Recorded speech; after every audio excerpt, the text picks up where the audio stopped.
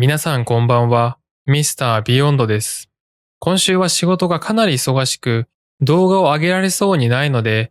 過去動画をより見やすく編集してお届けしようかなと思います。今回取り扱うのは、この世界で出すことのできる極限の速度です。皆さんは、高速がこの世界で最も速い存在であると思いますか？実は、その常識、過去のものかもしれません。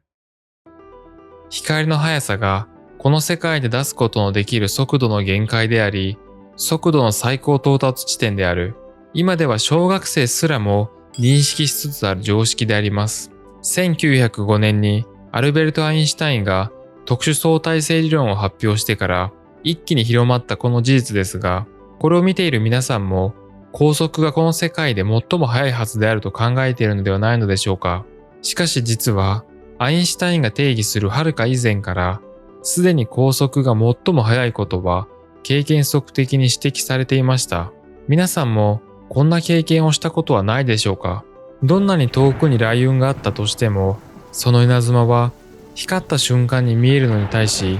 轟音は遅れてやってくる。昼夜問わず、光源があればどんなに遠くの光景も瞬間的に目に届く。どんな山よりもはるかに高いところにあるはずの星々の光が目に届いている。これらの事実は、光がとてつもない速度を持った存在であることを示すのに十分すぎる事実です。光がいかに速い存在であるのかを体系的に考察したおそらく初めての人物が古代ギリシャの哲学者アリストテレスです。彼が紀元前4世紀頃に記した物理学や天体論には、物体から発せられる光の電波速度は瞬間的であると解釈できる箇所があります。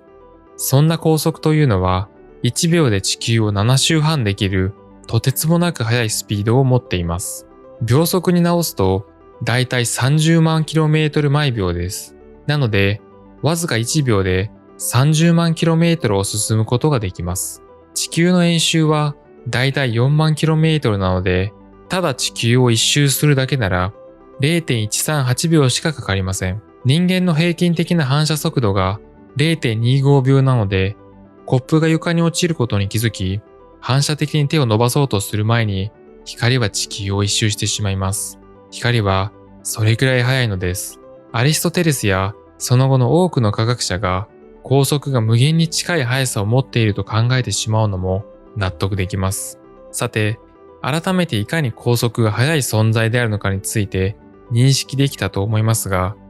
なぜ高速がこの世界の最高速度であるのかは意外と知られていません。なので、まずはそこからご紹介していきたいと思います。1905年、天才物理学者アルベルト・アインシュタインが特殊相対性理論に組み込む形でこんな式を発表しました。この式は物理学について興味がなくても大多数の人が一度は見たことがある式です。意味は物質は質量に高速の2乗をかけたエネルギーを持っていることを示しています。そんな E=mc2 乗ですが、実は m の前にローレンツ因子が本来はくっついています。これは物体が高速に近い速度で移動する際の時間、長さ、質量がどのように変化するのかを記述するために使われます。細かいことは抜きにしますが、分母にある v が物質の速度を表しています。なので、もしも物質が静止している場合、値は0になり、これを計算すると、ローレンツ因子は1となります。これゆえに、1は省略され、E=mc2 乗と表現されているのです。では、もしも v の値を高速と同じ速さにしたとします。高速は c で表現できますので、式はこのようになります。これを計算すると、分母が0になります。分母が0になるということは、ローレンツ因子が無限大になることを意味します。ローレンツ因子が無限大になるということは、計算上、物質を動かすために必要なエネルギーは無限大になるということです。無限大のエネルギーを生み出すことは不可能なので、物質は絶対に高速に到達できないのです。補足として、なぜ分母が0だと無限大を意味するのかと言いますと、分母を小さくすれば小さくするほど、全体の値がどんどん大きくなるためです。1÷1は1、1割る 0.1 は10、1割る 0.01 は100。このように考えていくと、0というのは極限まで小数点が続いた先にある数字ということになります。なので、0に近づくほど値は大きくなるので、分母が0というのは無限大を意味するのです。数学の不思議ですね。以上のことから、理論上、物質は絶対に高速に到達することはできないのです。グラフで表すと、このようになります。縦軸は物質の速度であり、横軸が加速度です。このように加速をすればするほど、加速に必要なエネルギーは増大していき、最終的には高速の 99.9999999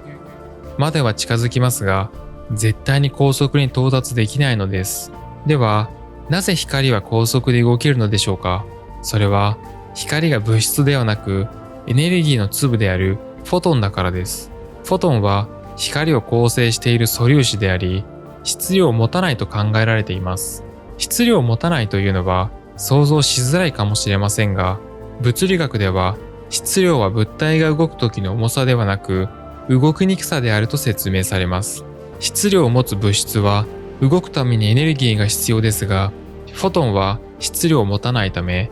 常に高速で動くことができるということです。以上のことから、なぜこの世界で光だけが高速に到達できるというのが分かったかと思います。しかし、実は高速よりも速い速度を出すことができる存在が、理論上も含めると4つあります。いきなりこれまでの説明と矛盾するように思えるかもしれませんが、実は矛盾はしていません。なぜなら、速度の制限があるのは物質のみだからです。なので、空間や特定の素粒子は速度の制限を受けません。前提条件が分かったところで、一つずつご紹介していきます。一つ目は宇宙の膨張速度です。1915年、天才物理学者アルベルト・アインシュタインは、時間と重力と空間に関する理論である一般相対性理論を発表しました。この式の左辺は時空の歪み具合を表しており、右辺は物質のエネルギーを表しています。なので、この式は宇宙そのものがどういった振る舞いをしているのかを記述していると言えます。この方程式は見た目が非常に美しいながらも、紐解くのには非常に高レベルの数学的知識が必要であることもあり、発表当時、そのあまりの難解さから、いかに世界広しといえど解くことができたのは数人程度であったとも言われています。一般相対性理論の発表から7年後の1922年、ロシアの物理学者アレクサンドル・フリードマンはアインシュタイン方程式を解いた結果、宇宙は時間の経過とともに膨張していると発表しました。そのさらに5年後の1927年にも、ベルギーの宇宙論学者ジョルジュ・ルメートルもフリードマンと似た結果を発表しました。彼は宇宙空間が時間経過に比例して加速度的に膨張していると言いました。しかし、当時の科学界では宇宙空間が膨張するなんてことはまずありえないという常識があったため、到底受け入れられる結果ではありませんでした。実際、方程式の生みの親であるアインシュタインすらも数学的な解としては認めつつも、それはあくまで数学的な解であり、現実の世界では起きるはずがないと猛烈に批判をしていました。ところが、2年後の1929年に宇宙が膨張するわけがないという常識を完全に覆す人物が現れます。1929年、アメリカの天才天文学者エドウィン・ハッブルは、遠くの銀河が地球から遠ざかっていることを発見したのです。彼は大型の天体望遠鏡を用いて様々な銀河を観測する中で、地球から各銀河系までの距離がその銀河系の交代速度に比例していることを発見しました。例えば、地球の近くに距離が等しい3つの銀河があったとした場合、近い銀河は少ししか遠ざかりませんが、遠い銀河は近い銀河の3倍早く遠ざかることになるのです。これは銀河からの光が赤方変異を起こしていることから導き出された理論でした。赤方変異とは、光が赤く見える現象で、物体が遠ざかるときに起こります。ちなみに、銀河が赤方変異を起こしていることを初めて発見したのもハッブルです。話を戻します。この事実は後にハッブルの法則と呼ばれるようになり、宇宙膨張の証拠として広く認められるようになりました。アインシュタイン自身もハッブルの元を訪れ、宇宙が膨張している事実を認めました。最新の研究では、宇宙の膨張速度は 67.36km 毎秒毎メガパーセクという結果が出ています。これは天体の距離が1メガパーセク、つまり約326万光年離れるごとに遠ざかる速度が秒速 67.3km 速くなるということです。そして計算上、約145億光年離れたところから宇宙の膨張速度が光速を上回ることも分かっています。現在の宇宙の観測可能領域が地球を中心にして半径約465億光年であることを考慮すると、だいたい3分の1あたりから光速を超えていることになります。これはつまり観測可能限界である465億年先の宇宙では光速の実に32倍の速度で膨張していることを意味します。観測可能な宇宙より先の宇宙からは観測可能な宇宙に光が絶対に届かないため、現在の技術では観測はできませんが、宇宙自体は観測可能限界よりも先に広がっています。実際にどれくらいあるのかは正直何とも言えませんが、インフレーション理論によると、一説には全宇宙の広さは観測可能な宇宙の直径の10の26乗倍広いと言われています。もしこれが事実なら、考えるのも恐ろしい速度で宇宙は膨張を続けていることが言えそうです。これが起きている原因は諸説がありますが、一番有力なのはダークエネルギーです。ダークエネルギーの正体は完全に謎に包まれており、誰も正確なことは分かっていません。最も有力な説とされているのが宇宙定数と呼ばれるものです。これはアインシュタインが提唱したもので、簡単に言うと空間自体が膨張する性質を持っているというものです。他にも様々な説がありますが、私が一番好きなのは、私たちの宇宙が高次元のブレーンに存在し、そのブレーンの運動がダークエネルギーとして現れているという仮説です。これはブレーンワールド仮説に登場する仮説です。これ以上は本題から逸れてしまいますので、これくらいにしますが、ブレーンワールド仮説については、またいつか深掘り動画を出しますね。続いて、2つ目に紹介するのが、インフレーション理論です。これは1つ目に紹介した宇宙が膨張しているという観測的事実から導き出されたビッグバン理論が示すいくつかの未解決問題を解決するために提唱された理論です。1948年、ロシア生まれのアメリカ人理論物理学者ジョージ・ガモフは、宇宙の始まりは火の玉のような超高温、超高密度の極限の一点であったという内容の理論を発表しました。これは後にビッグバン理論と呼ばれるのですが、当時は非難合々のとんでも理論でした。というのも、1920年にハッブルが示した宇宙が膨張しているという客観的事実を認める動きはあったものの、だからといって宇宙が極限の一点から生まれたとなるのは話が飛躍しすぎていたため、そんなバカなことが起きるわけがないと考えられていました。彼は理論上、現代でもビッグバンの証拠である宇宙マイクロ波背景放射を観測できるはずと予言しました。しかし、物的証拠も何もなかったため、多くの人は否定的でした。この流れを大きく変えたのが、後のノーベル賞受賞者、アーノ・ペンジャスとロバート・ウィルソンです。1964年、アメリカのベル研究所に勤めるアーノ・ペンジャスとロバート・ウィルソンは、偶然にもビッグバンの残り火である宇宙マイクロ波背景放射を発見しました。彼らは衛星通信のアンテナを開発していたのですが、いつも発生源不明のノイズを拾ってきてしまうため困っていました。はじめは機械の故障、もしくは鳥の糞による影響も考えていましたが、どんなに調査をしても何をしても問題は解決できませんでした。ある日、偶然ビッグバン理論が予言していた宇宙マイクロ波背景放射の存在を耳にしたペンジャスらは、もしかしたらと思い調査したところ、彼らが調査していたノイズの正体こそが宇宙マイクロ波背景放射であることが分かったのです。その後、彼らの発見がビッグバンの強力な証拠であることが認められたため、1978年にノーベル賞を受賞しました。ちなみにこれは余談なのですが、まだテレビをブラウン管で見ていた時代、電波を受信していないチャンネルに合わせると、ザーッという砂嵐を目にしたと思いますが、実はこの砂嵐の一部は宇宙マイクロ波背景放射であります。まさか我々が子供の頃に見ていたあの砂嵐の中に宇宙の光が入っていたなんて、なんとも驚きですよね。話を戻します。ところが、このビッグバン理論には2つの理論的な未解決問題がありました。それが地平線問題と平坦性問題です。それぞれを簡単に説明しますと、地平線問題とは、宇宙の遠く離れた場所同士の情報は互いに届くはずがないのにもかかわらず、なぜか同じ特徴を持っているという問題です。我々が住んでいるこの宇宙はとてつもなく広く、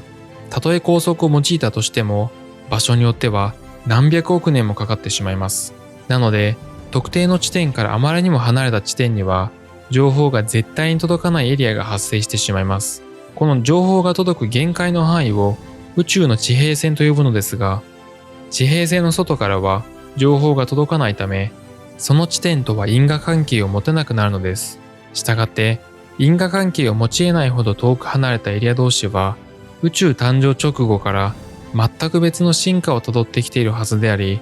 万が一にも同じ特徴を持っている可能性は限りなくゼロに近いはずです。ところが、宇宙マイクロ波背景放射を分析してみると、すべての方向からほぼ同じ特徴を持った光があることが分かっています。これが地平線問題です。次に、平坦性問題です。平坦性問題とは、宇宙がどうして非常に正確に平たい空間であるのかが説明できないという問題です。一般相対性理論によると、物質が持つ質量は時空間、つまり時間と空間そのものを湾曲させてしまいます。この時空間の湾曲こそが重力の正体であると考えられているのですが、宇宙が最終的に平坦になるのか、それとも湾曲したものになるのかは、宇宙全体に存在する物質の密度で決まります。宇宙が平らであるためには、特定の臨界密度状態である必要があるのですが、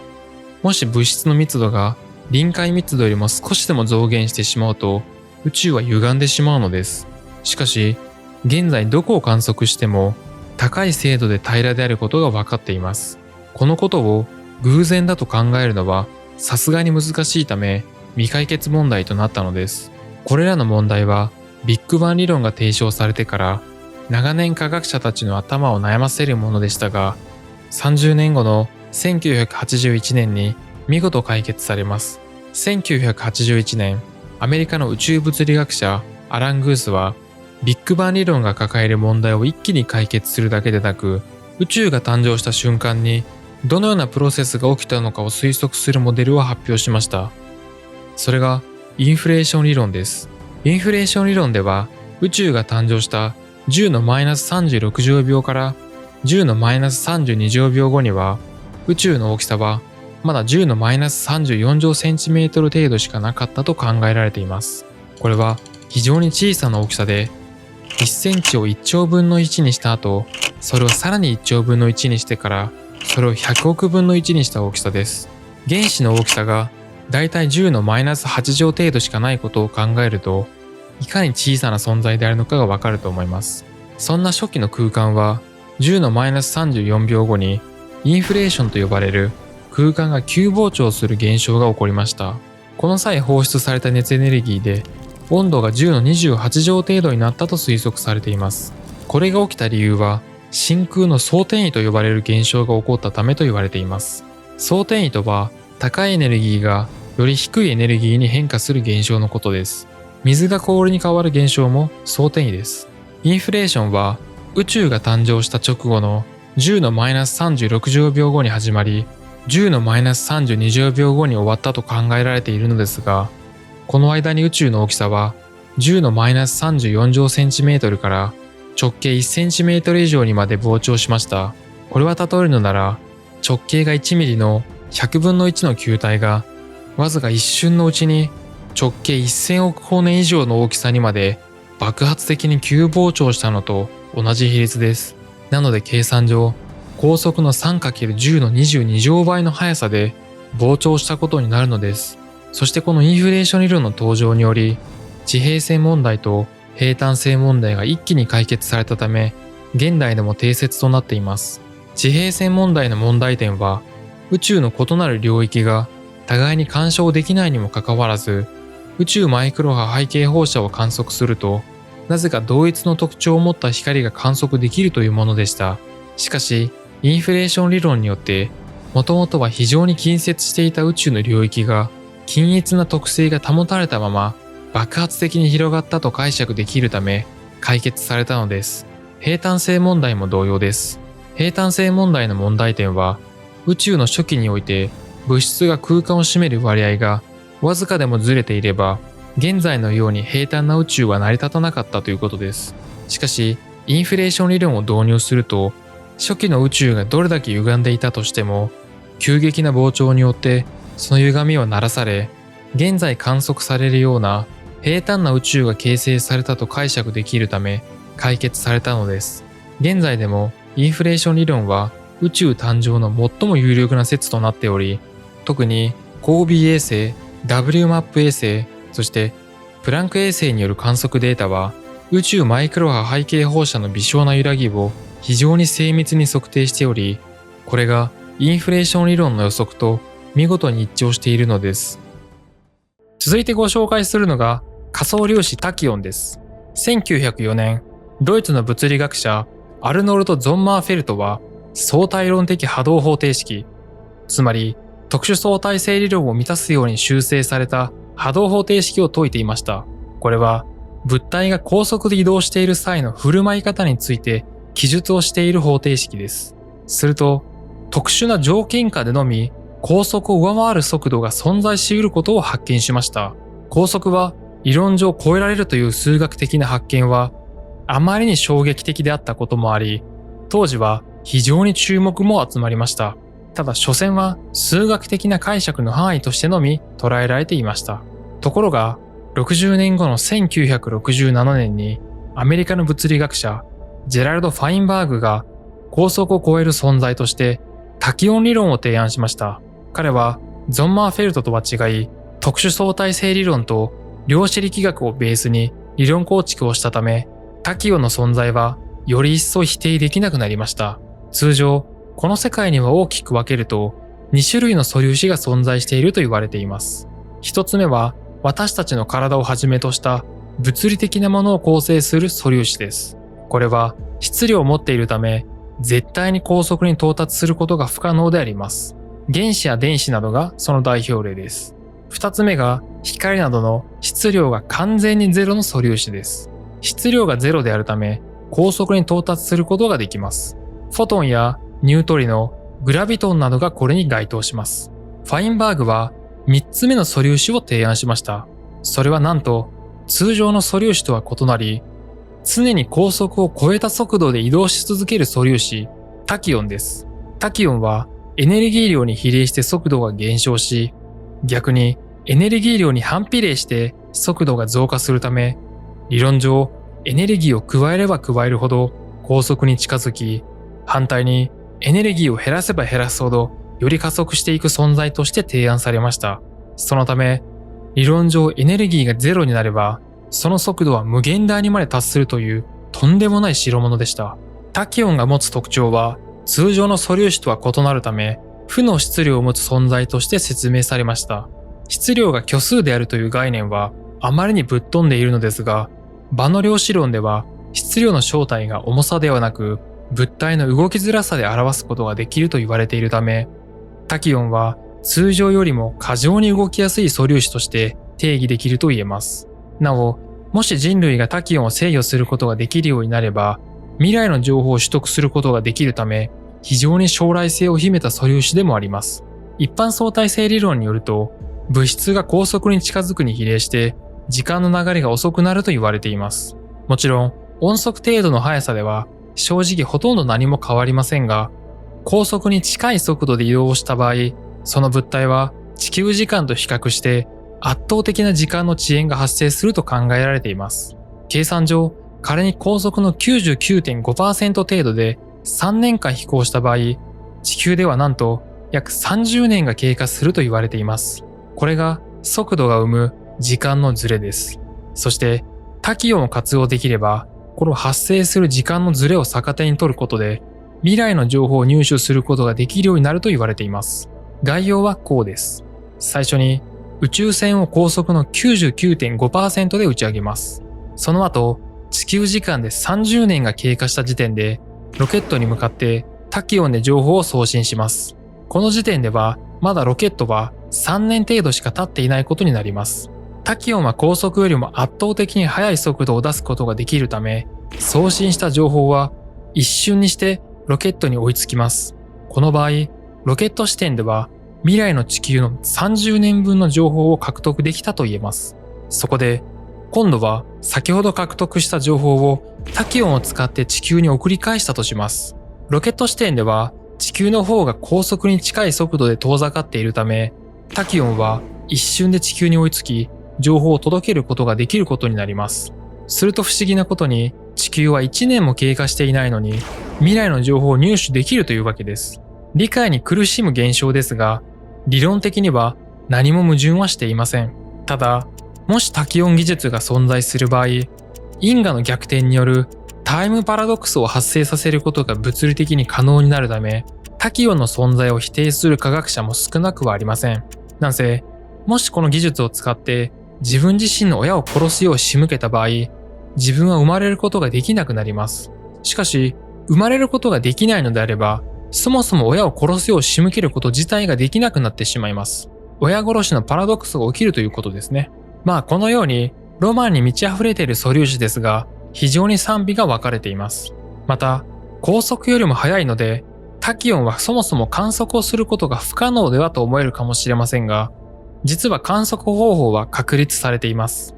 それは、チェレンコフ放射を観測すればいいのです。チェレンコフ放射とは、過電粒子が水などの媒質中を移動する際、その物質中で光速が出す速度よりも速く移動すると光る現象のことです。光速は真空中では秒速30万 km ですが、水中では 75% 程度しか速度を出すことができません。なので、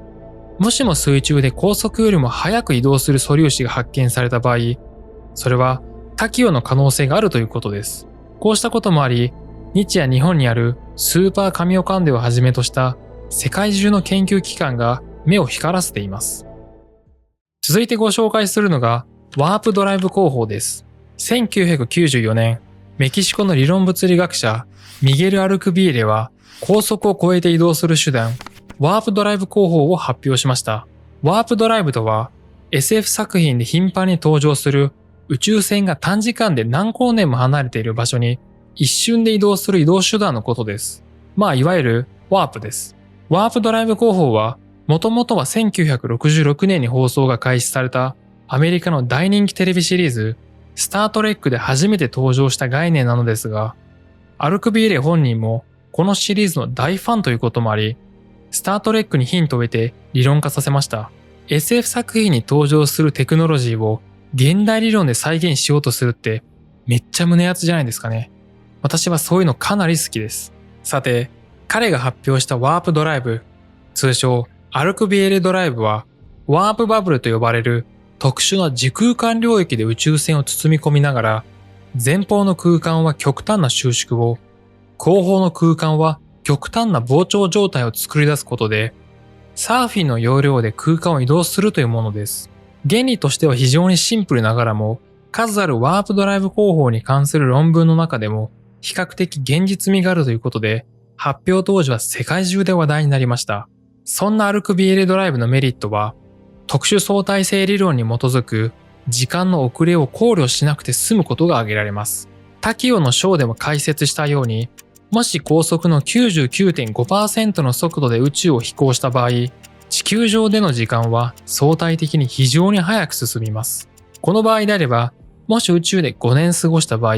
地球では50年が経過することになります。しかし、アルクビエレドライブを用いると、たとえ高速以上の速度を出したとしても、時間の遅れはほとんど起きないとされています。これは、高速で移動しているのが空間そのものであり、宇宙船自体の空間は静止しているためだそうです。そのため、宇宙に旅に出たが最後、戻ってきた時には、知り合いは誰一人いなくなっていたという事態は避けられるのかもしれません。ただ、ワープバブルは非常に特殊な時空間領域のため、構築には負の質量が必須となります。湾曲空間の生成にも宇宙1個分でも全く足りないくらいの天文学的なエネルギーが必要であると考えられているため、ロマンはあるけど現実的ではないという印象を発表当時持たれていました。実際、アルクビーレが論文を発表した3年後の1997年にアメリカタフツ大学の研究員フェンニングと物理学教授フォード博士はワープバブルの形成には少なくとも宇宙にある全エネルギーの100億倍のエネルギーがないと理論上不可能であることを試算しました。また、もし仮にアルクビーレドライブを実現化させたとしても、アルクビーレの理論ですと、ワープバブル内の物体がワープバブル外の空間に影響を与えることができないため、バブルを作成したが最後、制御も停止もできなくなるという課題も残っていました。現代では、これらの問題を解決する方法はいろいろと模索されており、中でも2007年にアメリカのベイラー大学の物理学准教授ジェラルド・クリーバー及び物理学者のリチャード・オブシーがアルクビーレドライブ理論が持つ天文学的エネルギー問題及びバブルを操作することができないという問題を解消する方法を提案しました。彼らは一般相対性理論を高次元に拡張したカルツァー・クライン理論をベースに理論を組み立てました。その結果、何らかの方法を用いて余剰次元の半径を操作することができれば、ワープバブルを構築するのに必要だった宇宙の100億倍のエネルギーが木星の質量程度にまで減少させられるだけでなく、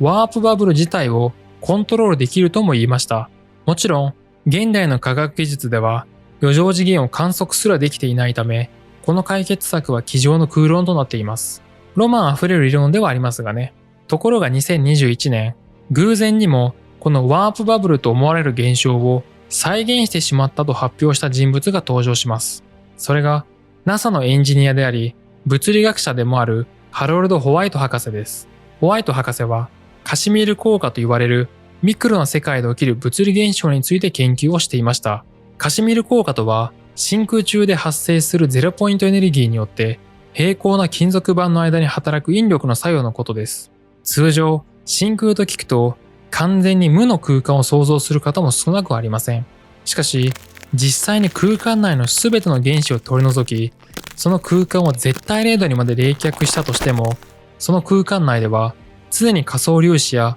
光子が生成と消滅を繰り返しています。ここでいう仮想粒子とは概念的な粒子であり、直接観測されることはないのですが、物理的な影響を持つ粒子のことです。仮想粒子って何ぞって感じですが、正直これに関しては難しすぎて私もよくわかっていません。とにかく真空中の空間でも謎のエネルギーが存在しており、それが金属板を引き寄せるだけの引力を発生させられるということです。で、ホワイト博士はカシミール効果を検証するために直径4マイクロメートルの円柱の間に直径1マイクロメートルの球体を配置したモデルで実験しました。すると、実験を通して発生した3次元的エネルギー密度とアルクビーレドライブが理論的に予測している3次元的エネルギー密度が見事一致したとのことです。これに対し、ホワイト博士はこんなことも話しています。宇宙船を包み込むワープバブルの厚さを従来よりも厚くすることで、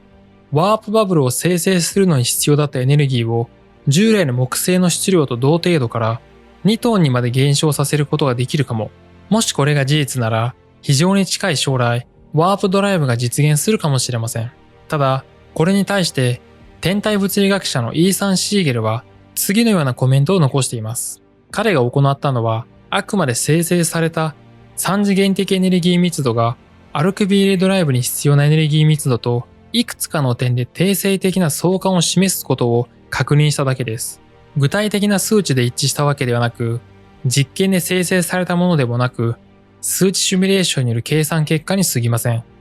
最も重要なのは、それが非常に小さなスケールと低いエネルギー密度に限られているという点です。なので、真実に近づきたいときほど、考えに対しては懐疑的になるべきとかなり否定的なコメントを残しています。というのも、ホワイト博士は過去にも物理法則に反するロケットエンジンを発表していることで有名であるのです。以上のことから、残念ですが、ワープドライブ工法が実現するのはまだまだ先になりそうです。ということで、本日は高速を超えることができるこの世界の力についてご紹介しました。皆さんはどれが一番ワクワクしましたか？私は仮想粒子タキオンが一番ロマンに溢れていたので、調査をしていてテンションが上がりました。まとめると、この世界の限界スピードは理論上無限大ということになります。なんともぶっ飛んだ世界ですね。最後におまけトークです。ここは少し難しいので飛ばしていただいても構いません。よく量子もつれが高速を超える存在として語られることがありますが、実はこれは誤解です。厳密には量子もつれによって情報が直接移動しているわけではないからです。あくまで量子状態が連動して変化するだけです。なので、物理的に高速を超えて情報が伝達されているわけではないです。例えば、コインを投げて片方が表だった場合、自動的にもう片方は裏になりますが、その原理と同じイメージです。なので、高速を超える力は私が調査した限りでは、宇宙の膨張速度、インフレーション理論、仮想粒子タキオン、ワープドライブ工法の4つだけになると思います。もし他にもあったら、ぜひ知りたいのでコメントしてほしいです。それにしても、この世界は本当に勉強しないといけないことばかりですね。私ももっと勉強します。それでは、ご視聴いただきありがとうございました。また次回の動画でお会いしましょう。バイバイ。